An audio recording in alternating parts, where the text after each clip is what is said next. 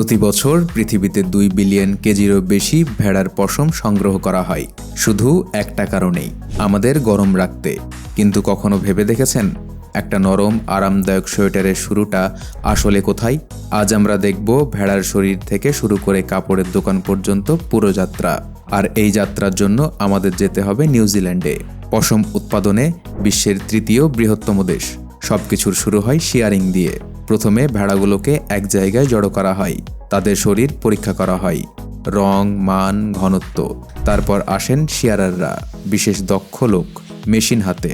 তারা এমনভাবে পশম কাটেন যাতে ভেড়ার গায়ে আঁচড়ও না লাগে। একজন দক্ষ শিয়ারার দিনে ২৫০টিরও বেশি ভেড়ার পশম কাটতে পারেন, মানে একটা ভেড়া মাত্র ১ থেকে ২ মিনিট। আসল কৌশল, ভেড়াকে শান্ত রাখা। প্রথমে কাটা হয় পেটের দিকের ছোট ময়লা পশম, এগুলোর দাম কম। তারপর আসে পিঠের অংশ, সাদা, নরম, সবচেয়ে মূল্যবান। মেরুদণ্ড বরাবর লম্বা টানে পুরো চামড়া জুড়ে পশম আলাদা করা হয়। মুখ, কান সব পরিষ্কার। একটা শেষ, তারপর আরেকটা। এভাবেই চলে সারাদিন। কাটা পশম বড় টেবিলে বিছানো হয়। খারাপ অংশ আলাদা করা হয়, ভালো অংশ গোল করে বেঁধে বান্ডিল তৈরি করা হয়। ভেড়াগুলো যখন হালকা হয়ে যায়, গরমে অনেক বেশি আরাম পায়। এবার যাত্রা কারখানায়। প্রথম মেশিন পশম ঝেড়ে নরম করে, ধুলো ঝরে পড়ে, ধোয়ার জন্য কম পানি লাগে। তারপর খোলামেলা করার মেশিন, দাঁতের মতো রোলার পশম আলগা করে। মাটি আলাদা, সরু লোমগুলো সোজা হতে শুরু করে। এবার সবচেয়ে গুরুত্বপূর্ণ ধাপ, ধোয়া। ৭৭ থেকে ৮২ ডিগ্রি সেলসিয়াস পানিতে হালকা সাবান, মোট ৬টি বড় গামলা। প্রথম ৩টি তেল আর ময়লা দূর করার জন্য, পরের ৩টি শুধু পরিষ্কার পানি। কম সাবান দিলে পরিষ্কার হবে না, বেশি দিলে মান নষ্ট হবে। শেষ গামলার পানি এতটাই পরিষ্কার তলা দেখা যায়। ধোয়া শেষ হয়ে গেলে এবার শুকানোর পালা।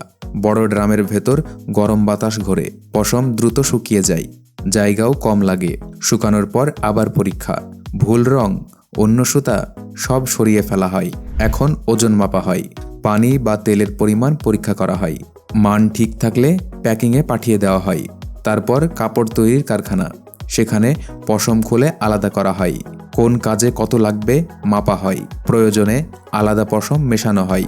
এরপর আঁচড়ানো হয়। লোহার ব্রাশের উপর দিয়ে ঘোরে পশম, সুতো সোজা হয়, সরু ফালি তৈরি হয়। তারপর চরকায় পেঁচিয়ে সুতো বানানো হয়। এবার বোনার পালা। ২ দিকের সুতো লম্বালম্বি টানা, আড়াআড়ি পোড়েন টানা ধরে রাখে কাঠামো। পোড়েন তৈরি করে নকশা। প্রত্যেক টানা সুতো ছোট ছিদ্র দিয়ে যায়, ছিদ্রগুলো ওঠানামা করে। পোড়েন ঢুকে যায় মাঝখানে। ২ দিন লাগে একটা তাঁত প্রস্তুত করতে। ধীরে ধীরে সুতো জুড়ে যায়, কাপড় তৈরি হয়। তারপর পরীক্ষা। খুঁত থাকলে কাঁচি দিয়ে কেটে ঠিক করা হয়। ঝালর চাইলে কিছু সুতো ঝুলিয়ে রাখা হয়। এরপর কাপড় গরম পানিতে ভিজিয়ে সামান্য সংকুচিত করা হয়। সুতো ঘন হয়, কাপড় আরও গরম। নরম করার ধোয়া, পোকামাকড় রোধে কেমিক্যাল। কিছু কাপড় এমনভাবেও তৈরি যা ওয়াশিং মেশিনে ধোয়া হয়, প্রয়োজন হলে রং করা হয়। সবশেষে সেলাই কারখানা। এবার এখানে চাদর, স্কার্ট, পোশাক সব তৈরি করা হয়। তারপর লেবেল লাগানো হয়। একটা নরম কাপড় যেটা শুরু হয়েছিল এক ভেড়ার শরীর থেকে, এখন আপনার আলমারিতে যাওয়ার জন্য প্রস্তুত। ভাবুন তো, একটা সোয়েটারের পেছনে কত ধাপ। তো বন্ধুরা, কেমন লাগলো আজকের ভিডিওটা ভালো লাগলে ভিডিওতে একটা লাইক আর চ্যানেলটিকে সাবস্ক্রাইব করে পাশে থাকুন। আর আপনার মতামত কমেন্টে অবশ্যই জানাবেন।